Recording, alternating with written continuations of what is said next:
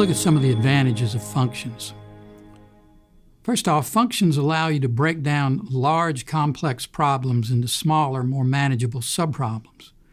And a typical computer program consists of many such functions, each of which solves one subproblem. An analogy can be drawn from real life. Suppose you buy a table from IKEA. Well, its assembly guide might describe how to put together one leg in detail. Then, instead of repeating that description 3 times, it'll just say, now do this for the 3 remaining legs. Saying do this 3 times is similar to calling a function 3 times, and it's much more efficient than repeating the description or repeating the code. The particular functions that you decide to write has a great impact on your program. In general, you should try to group together closely related tasks into a common function, and tasks that are not related should go into separate functions.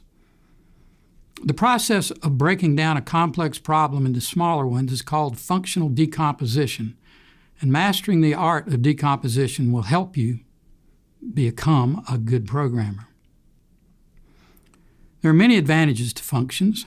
For example, there are whole sets of functions called libraries that are available on the internet with so-called open source licensing, meaning you can modify them, you can use them in your own programs for any purpose, including selling them.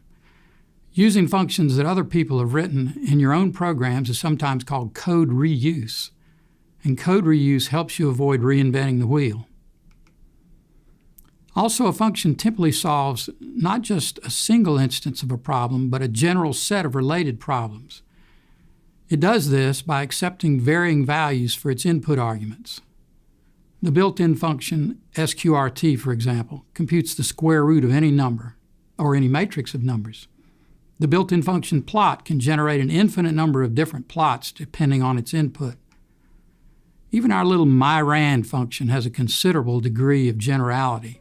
These advantages to functions are so great that most MATLAB programmers put all the code they write inside them. And we're going to get lots of practice in this course doing just that.